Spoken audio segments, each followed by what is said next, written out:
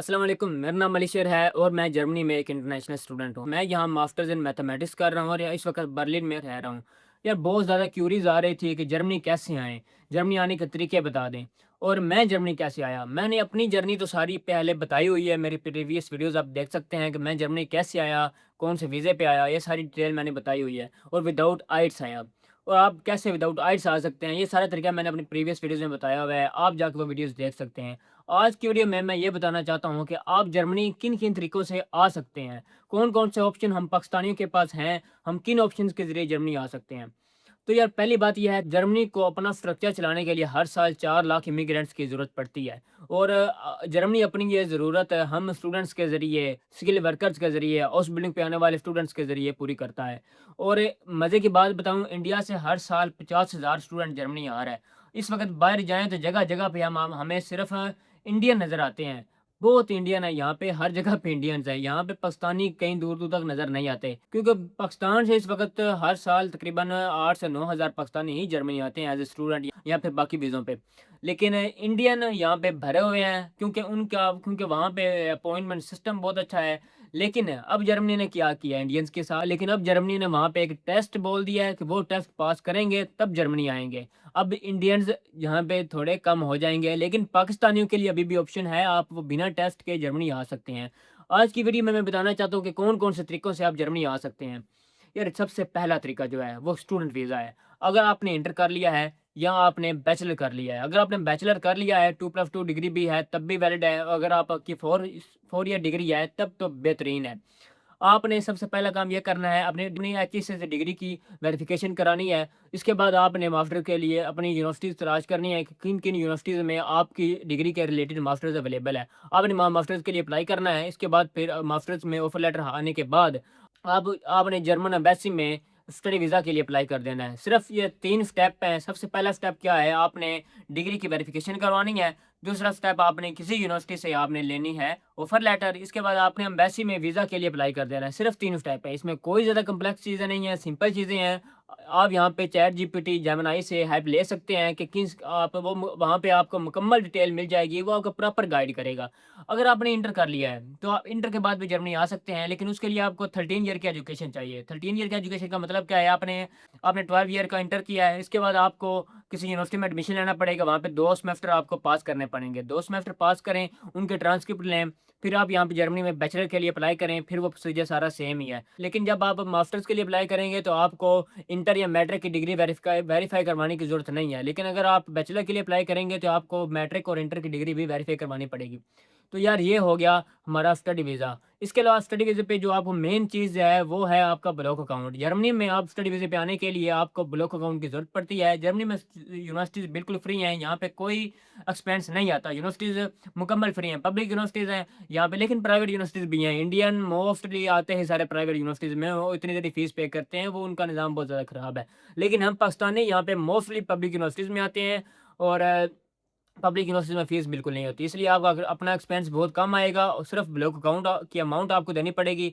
Block account क्या होता है कि आपके पैसे 1 साल के यहाँ जर्मनी में आप ब्लॉक हो जाते हैं। वो आपको हर साल मंथली उसमें से 900 यूरो देते रहते हैं। आपका 1 साल के अंदर आपके पैसे आपको वापस मिल जाते हैं। अगर आप अपने माँ-बाप के अच्छे बच्चे हैं, आप पैसे अपने ज़ाया नहीं करना चाहते, तो आप जर्मनी में यहाँ पे आके कमाई करते हैं और वो अपने ब्लॉक अकाउंट को भी सेव रखते हैं। तो इस तरीके से आपका जर्मनी का जो टोटल एक्सपेंस बनता है, वो 3 से 4 लाख रुपया बनता है। अगर ब्लॉक अकाउंट अपना आप सेव रखते हैं तो।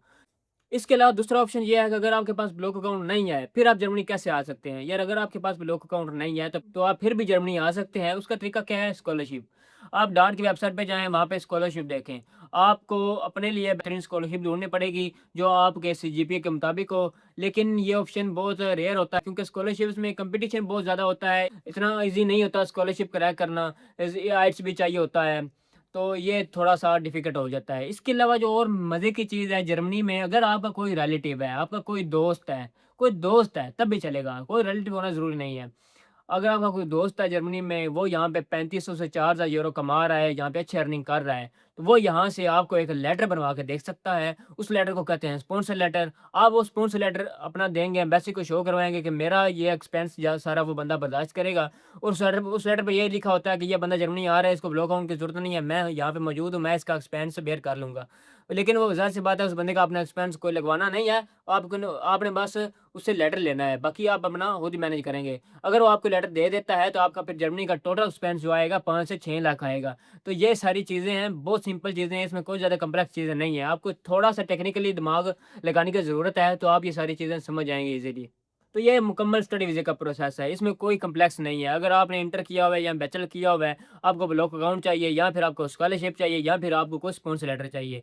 ये टोटली हमारा स्टडी वीज़े का यही प्रोसेस है। आप आर्ट्स नहीं करना चाहते तो आपने वो यूनिवर्सिटी चूज़ करनी है कि किन-किन यूनिवर्सिटीज़ में आर्ट्स के बिना एडमिशन मिल जाता है। और अगर आपको बिना आर्ट्स के एडमिशन मिल जाए तो आपसे एम्बेसी कभी भी आर्ट्स की डिमांड नहीं करेगी। मेरा केस भी यही था, मैंने उस यूनिवर्सिटी में एडमिशन लिया जहाँ पे आर्ट्स की डिमांड नहीं थी। तो मुझे विदाउट आर्ट्स एडमिशन मिल गया और एम्बेसी ने बिल्कुल भी आर्ट्स की कोई रिक्वायरमेंट और एम्बेसी ने बिल्कुल भी आर्ट्स की कोई रिक्वायरमेंट नहीं रखी।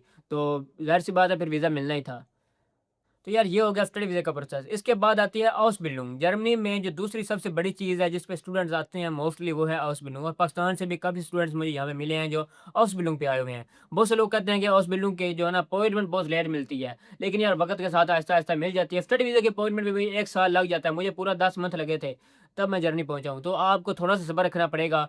और अब हाउस बिल्डिंग में होता क्या है? हाउस बिल्डिंग ये वोकेशनल ट्रेनिंग प्रोग्राम है। 3 साल की यहाँ पे ये आपको ट्रेनिंग करवाएँगे। उन 3 सालों में आप स्टडी भी करेंगे, आप प्रैक्टिकल चीज़ें भी सीखेंगे और आप किसी जगह पे जॉब भी करेंगे। जो भी आपको ये खुद ही करवाएँगे। यार न ये सबसे बेहतरीन ऑप्शन है। इसमें आप प्रैक्टिकल चीज़ें सीखते हैं। 3 साल में आप अर्निंग भी करते हैं। ये इसका मतलब है हाउस बिल्डिंग का मतलब ये नहीं है कि आपको यहाँ पे कोई जेब से चीज़ देनी पड़ेगी, फीस देनी पड़ेगी, नहीं। आपको यहाँ पे कंप्लीटली फ्री आएँगे आप, आपका यहाँ पे ब्लॉक अकाउंट भी ज़रूरत नहीं पड़ेगी। सबसे बेहतरीन ऑप्शन ये है, लेकिन इसकी रिक्वायरमेंट है। इसकी रिक्वायरमेंट ये है कि आपको पाकिस्तान से जर्मन लैंग्वेज सीखनी पड़ेगी। B1 आपको करनी पड़ेगी। B1 का मतलब क्या है, पहले A1 करें, फिर A2 करें, फिर B1 करें।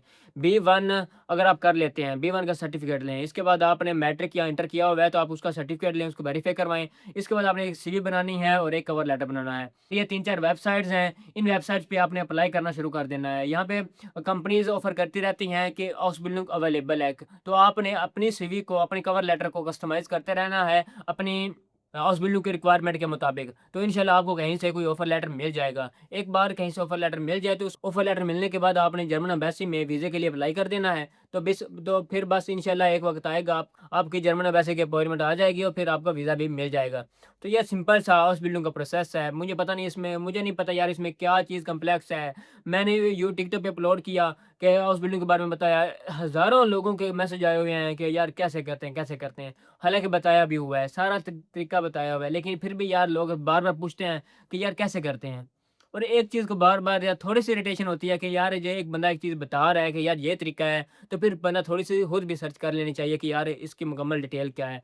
हाउस बिल्डिंग आप यूट्यूब पे लिखें, टिकटॉक पे लिखें और कहीं भी आप जेमिनी से पूछें यार हाउस बिल्डिंग का तरीका क्या है, आपको वो भी बता देगा। और जेमिनी इस वक़्त एआई का दौर है, यहाँ पे हर चीज़ एआई प्रोवाइड कर रहा है आपको, तो आप उससे क्यों नहीं मदद लेते? आप उसको बताएँ कि आपने एआई में आपको इसमें इंटरेस्ट है, वो आपको मुकम्मल गाइड करेगा आपके लिए कौन सा हाउस बिल्डिंग बेहतरीन है।